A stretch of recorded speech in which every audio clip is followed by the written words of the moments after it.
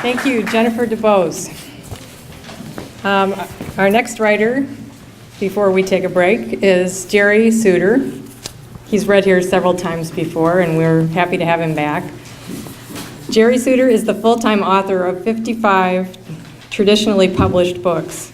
He has worked as an art teacher, officer for the Arizona State Guard and Detective Agency, rifle instructor, seaman in the U.S. Merchant Marine, and Chicago Tribune photographer. And I think that's really only a few of his previous titles. His creative experience as an international photojournalist, filmmaker, and award-winning video director, producer, and writer has been extensive. His current platforms are U.S. history, military history, fine arts, biography, computers, auto racing, and memoir. Gerry Souter, please come up.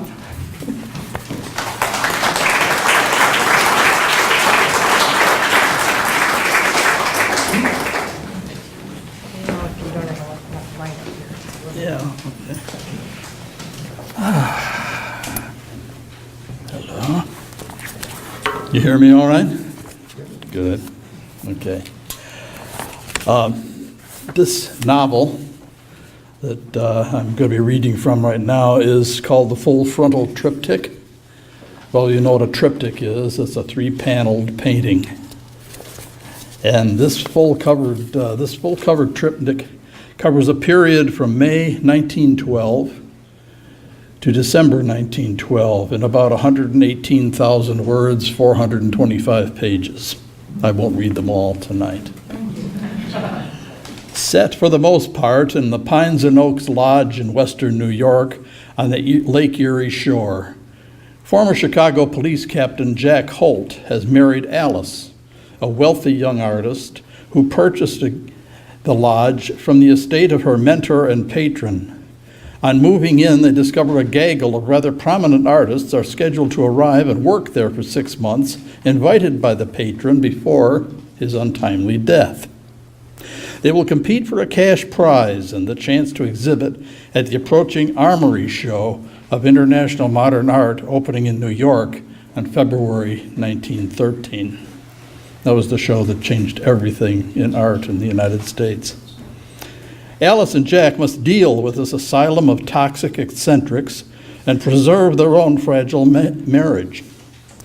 This excerpt is a brief flashback visualized by Jack as he explains how he met and courted this beautiful young artist under extremely stressful conditions.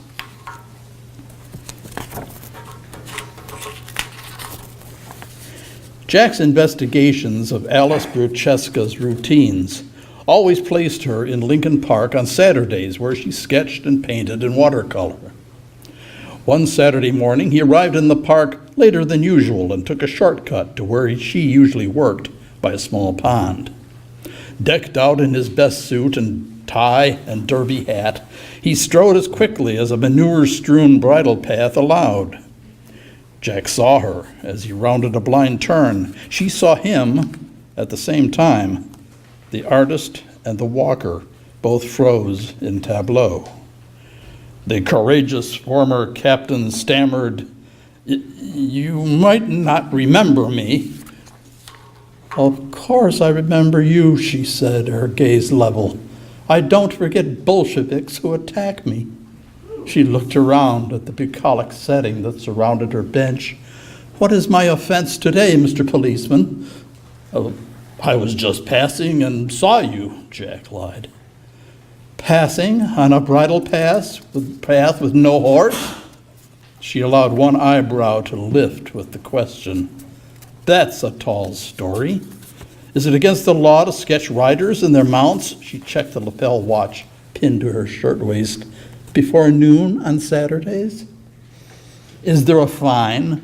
Is your riot patrol on the way?" She leaned forward to look past him at the empty path where it curved south towards city center.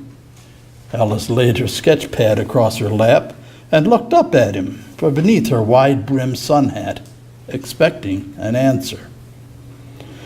Jack's cheeks heated up. He did not know what to do with his hands.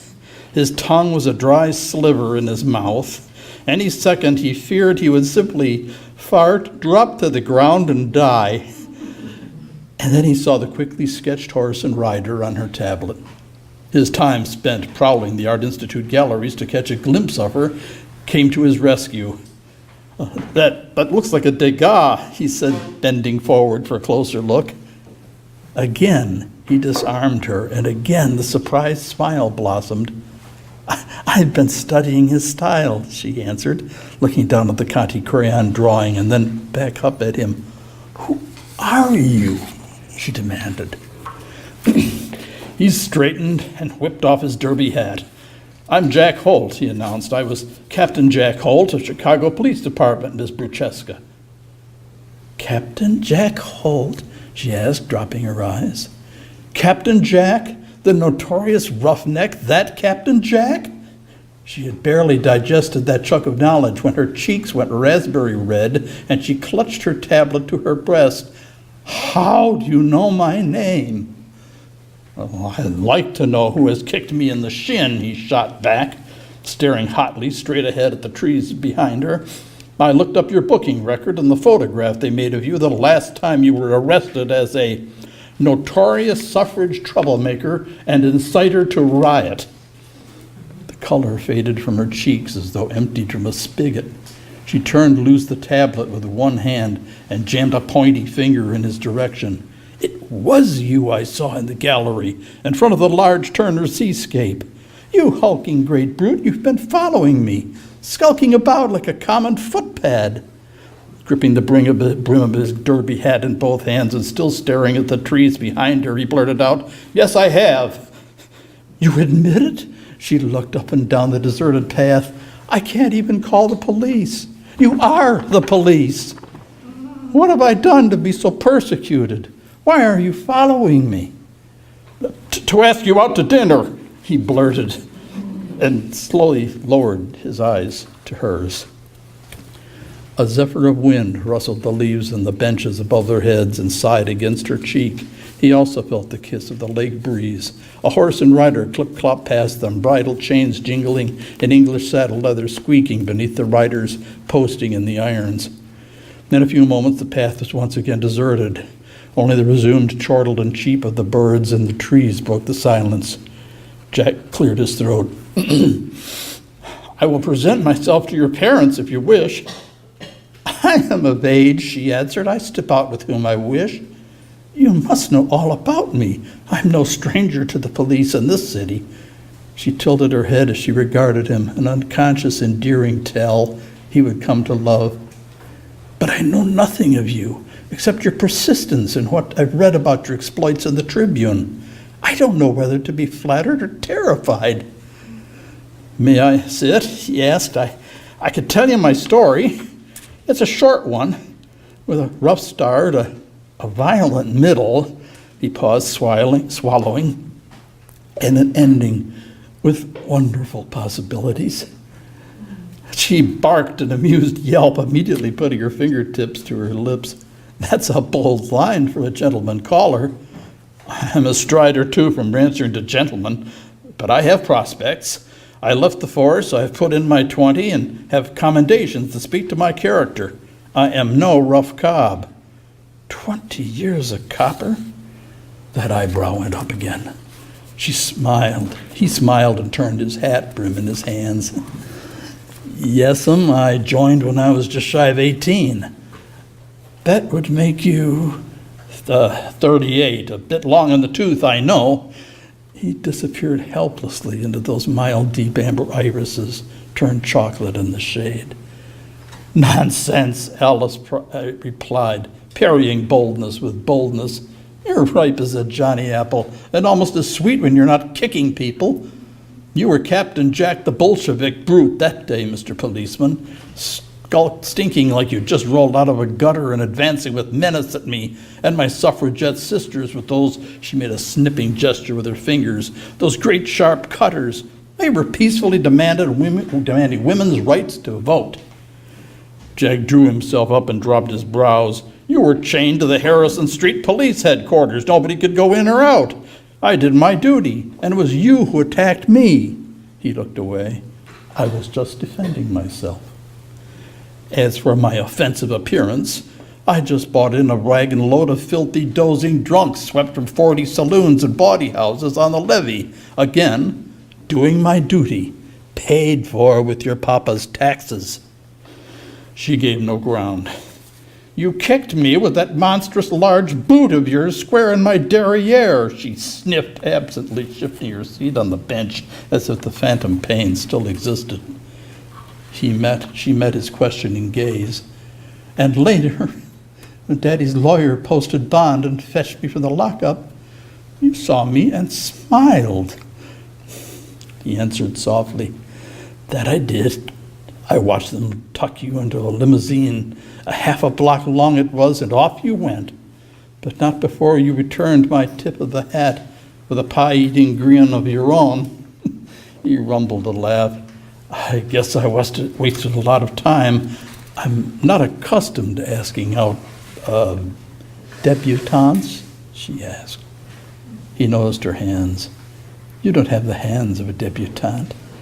You have the hands of an artist and the eye of one." He dove deeper into those lash-shaded orbs beneath the brim of her yellow straw hat. "Eyes of one," he corrected. Alice consulted her lapel watch again, fumbling this time until she could read its tiny numerals. "My father's collecting me at the North Avenue entrance to the park in a few minutes. I must go." She began stuffing her artist paraphernalia into a woven shoulder bag. "Can I walk you there?" he asked, donning his derby and standing, heels together like a raw recruit on parade. "Better not," she said, smiling. "If Daddy saw you with me, he'd think I'd been arrested again." "You do rather stand out." She stood, and the top of her head came to just below the edge of his shoulder. "How about meeting me at Berghoff's on Adams Street tonight at 7?